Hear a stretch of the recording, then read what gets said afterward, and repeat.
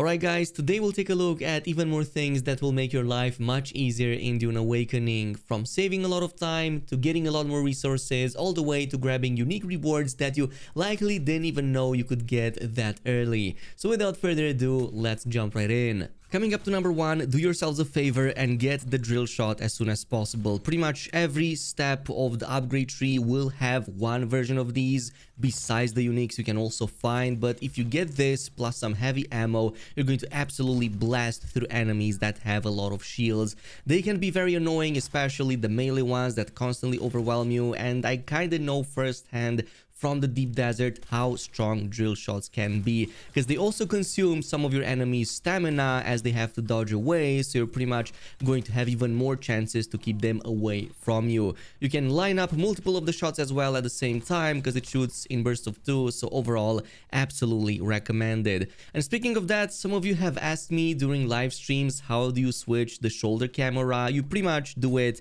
with the comma. This is just so that you can get a better angle, or if the walls just don't favor you but you still want to take aim while staying behind cover. Which brings us to point number 2, go for the buggy and the cutaway beam for it right away. Yes, technically I know in my Ornithopter speedrun video I told you to skip this, but that was specifically for speedrunning the Ornithopter. If you want to get a ton of resource yields, this is what you're going to need. If you pay attention at some of the bonus resource yields that you get compared to your regular cutaway, you're pretty much looking at more than double for some of them in the buggy version. So in this case, you could get something like only no more than 50 aluminum, when the one on the buggy gives you like 90. And this is going to be across the board, by the way, so all until tier 6. Even at those versions, the buggy will still be much better. And you can just slap down one of those inventory expansion slots which hold thousands of resources, like way more volume than your character ever will. So that's how you're going to be doing all that farming. Plus, switching between driving the buggy and the cutaway literally takes a split second from the quick menu, so definitely do it if you haven't done so already. Besides this, at number 3, we have to talk about water generation. We talked about it in the early stages. We used blood extraction, then we moved on to dew processing and collecting. From that point on, you're going to be doing a combination of both dew collecting, but especially so using the death still. So you get to unlock this if you progress in the game's epilogue. Eventually you're going to get to the footsteps of the Fremen after you found all the previous 8 trials, and if you finish this, you're going to get the first version of the death still. But this is going to be a huge game changer. Now you can literally, I will just say, embalm your enemies, grab their bodies, bring them back to your base and place them in these drying racks. You basically extract all the liquids out of them, and we're talking about 25,000 per one single corpse, or 45,000 if we're talking about the upgraded version that you're going to unlock later down the line. Just make sure that you have enough water storage, because this is going to be a lot and you can't use the processing if you of course don't have enough storage, or even going to get a warning about that. So this is what you're going to be doing. During the day, you're going to be going with the buggy, collecting the resources that are most abundant, assuming that you're in a proper area. On the way back to your base, if you still have a bit of storage, maybe collect a couple of corpses, 2, 3, 4, 5, as many as you find on the way and can still bring. Back at your base, you're going to be putting all of the resources back into the cooking machine, and you're going to be putting the corpses into the death stills, so everything runs in the background. By this point, it should kind of already be nighttime. So as you're getting closer to the blue time, or basically what's dawn over here, you're going to go find a patch of those flowers and just go collecting.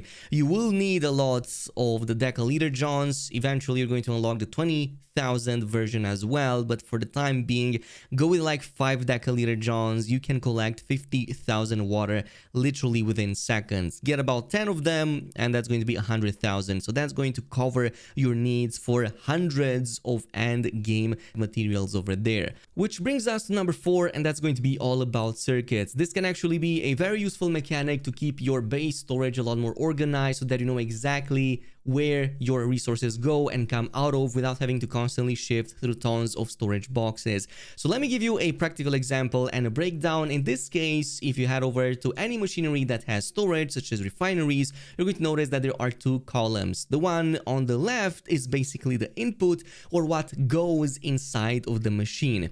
Meanwhile, the column on the right side is the output, or what goes out of the machine, though keep in mind that going out of the machine only happens once its own storage is fully filled. So as you can see, all of these 5 slots in the full volume, once those get fully filled, the overflow will go into whatever box has the input designated to the output of this machinery. But let me give you a quick example of that.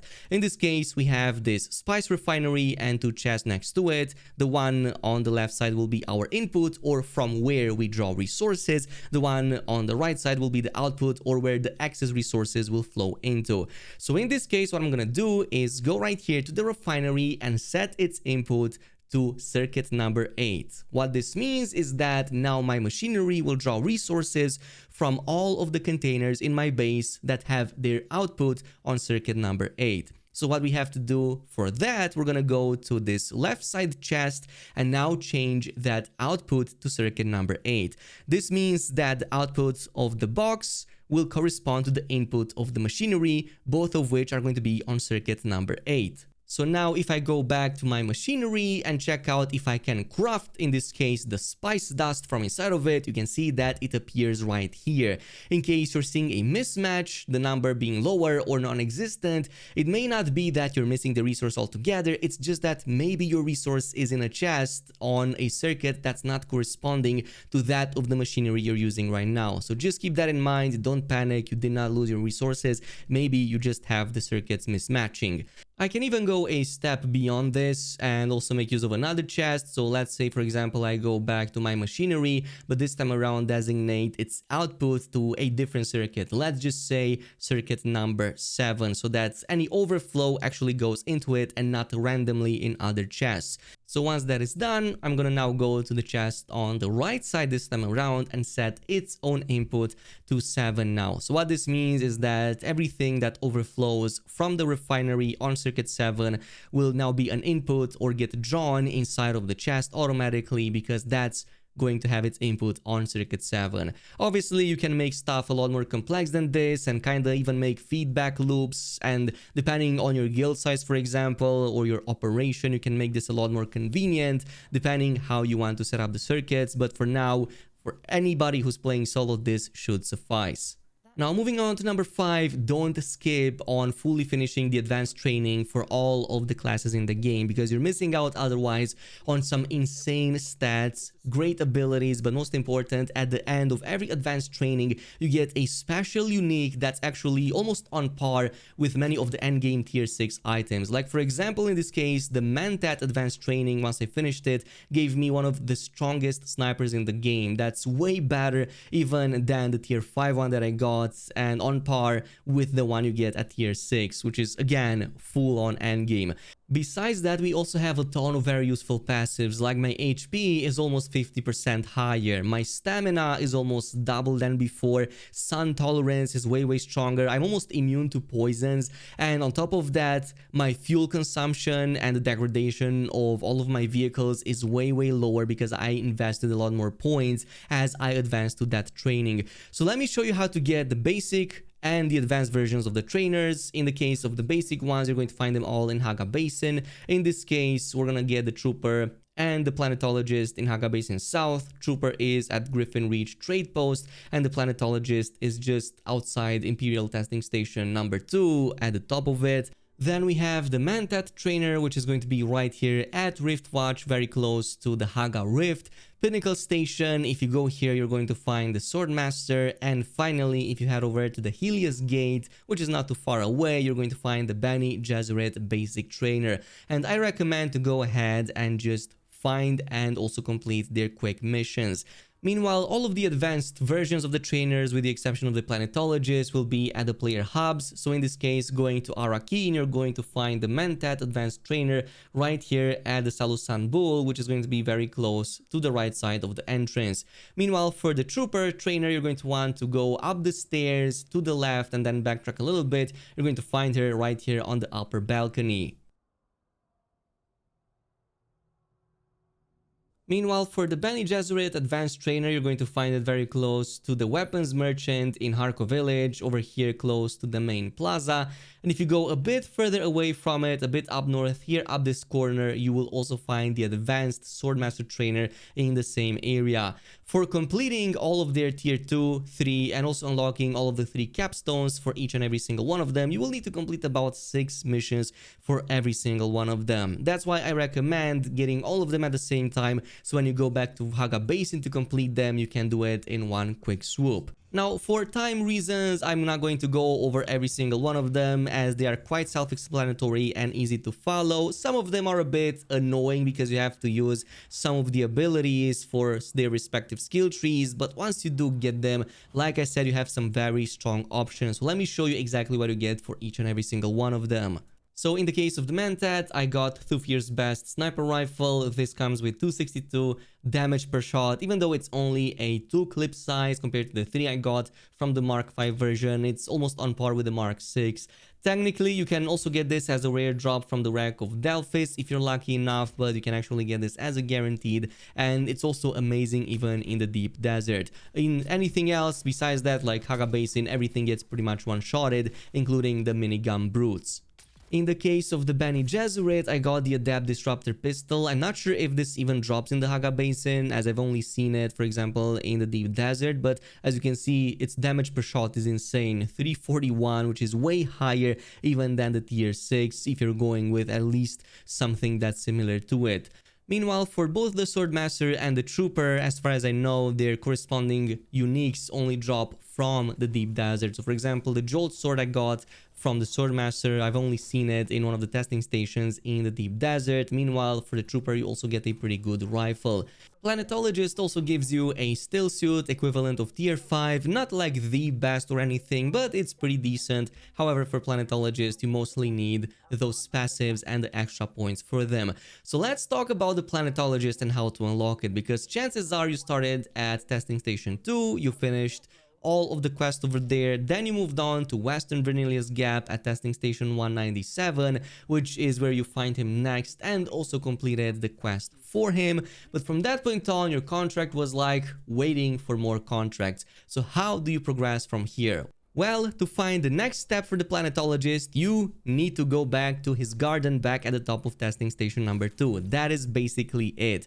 From here, he's going to move to a few random testing stations, but at the end of them, he's always going to be back to his garden at the top of the testing station 2. So that's how you're going to continue in his chain of 8 quests that I will explain right now really quickly. So in this case, once he gives you the objective to go to Arrakeen and speak to a certain NPC over there, quest 4 opens up called Science Unlocked. In this one, you're going to find him at station number 76, right here very close to the Haga Rift. He's going to be very close once you go down the first flight of stairs. Paying attention over here before going into the next area, you're going to see him locked inside of a cage. You're going to need to help him escape, which you're going to find all of the resources for inside of the same station. Again, this part is going to be quite self-explanatory. You can see the objective marker on the map, so finish that, free him up, and he's going to be back at testing station number 2. So you can go ahead, talk to him, and progress into any objective he gives you for now. When he moves next will be during quest number 6, a reasonable routine. This time around, you're going to find him right here at testing station number 29, right inside of the Haga Rift itself. In this case, he's going to be right at the entrance, speak to him, collect everything he needs from inside, like the records and whatnot, and progress just as previously. Next time you're going to have to find him in another station will be in the next quest called Clues from the Past, which is going to be the 7th in the chain.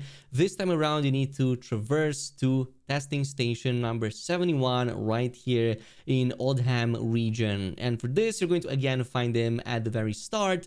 Again, go inside of station, retrieve whatever he needs from the inside room over at the end. And once you're done, you can now progress to the final part, which is going to bring you to quest number 8. Once you now go back at his garden above testing station 2, now he's going to be missing. And in this case, the objective is to take down a couple of sniper teams that came in, and on top of that, also interact with a map that he gave to you so that you can find his whereabouts. which now brings you to the last and the final piece, quest number 9, and this is going to bring you now to testing station 163 right here on the side of the map, again very close to 71. In this case, you just have to go down the circular stairs and you're literally going to find them right here before you can even progress. So very difficult to miss, but again, he's going to require you to retrieve something from inside. And once you give it back, now he's going to give you this big still suit garment, which you can go ahead and use, but also unlock by this point the entire planetologist skill line, plus the capstones. In case you don't see them unlocking, or if the menu still says you need advanced training, what you're going to want to do is again go back to his garden in Haga Basin Testing Station 2 and talk to him again. Just going through the dialogues will unlock that in the skill menu. And congrats, now you're going to have all of these extra skills and the capstones to unlock. By the way, I fully recommend to unlock everything regarding collecting more resources with the cutter ray, but also reducing the durability loss of your vehicle and also the fuel consumption for them. That's going to make a pretty big difference. And that is pretty much it with today's video. Let me know down below if there's anything else you're doing to make up your time that much easier, and I'm gonna see you guys in the next video.